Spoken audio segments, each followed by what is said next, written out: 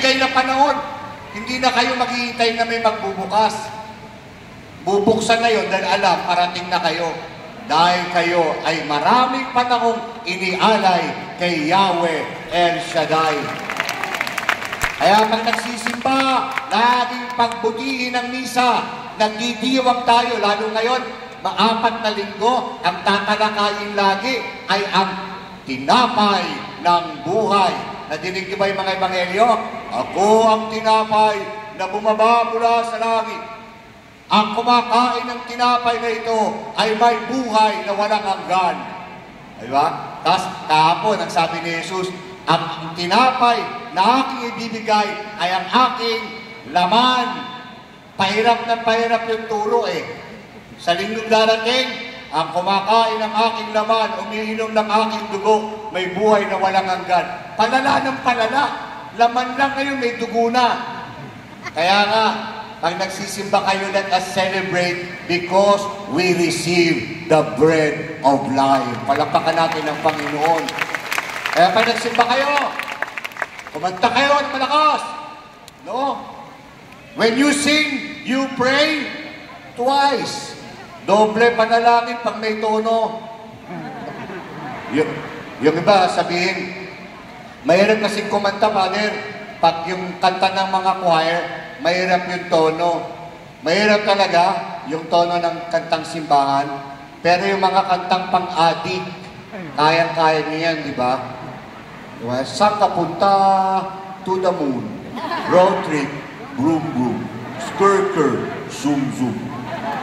Namumula mga mata. Nasaan ang trees? Dala mo ba? Adik.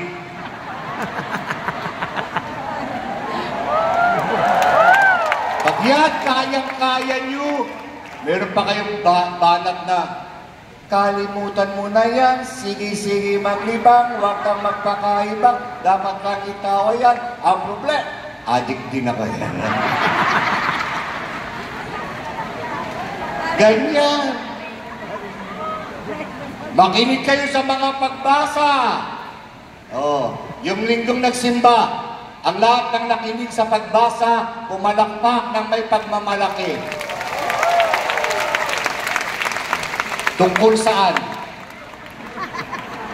Ano nga ba yun? Yung gospel, ay yung readings. Kasi kahit yung nagbabasa, hindi niya nga alam binabasa niya. Kasi ang iniisip niya, yung korte ng bibig, yung diction, the first reading. A reading? Tungkol saan binasa mo? Ewan ko. Kayo namang mga nagsisimba, pag sinabi ng nagbabasa, unang pagbasa, kayo, unang pagtulog. Ikalawang pagbasa, ikalawang pagtulog. Ebanghelyo, tulog na tulog. Sermon, uwi na. Kapal ng mukha mo.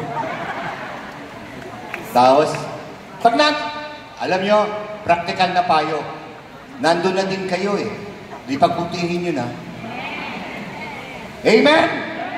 Nandun ka na rin eh. Parang sa gawain natin. Nandyan kayo eh. Huwag kayong manood. Mag-party pa, party. Ganoon. At nagagalak ang ating amang Yahweh El Shaddai pag nakikita ng kanyang anak masigla at buhay na buhay. Nagagalak ang Diyos. Wala naman pong pinangarap ang Diyos sa atin kundi maging masaya. Di ba? Anong sabi ni Jesus? I give you my joy so that your joy may be complete. Bawal ang live. Binibigay ko ang aking kagalakan sa inyo para maging lubos at ganap ang inyong kagalakan.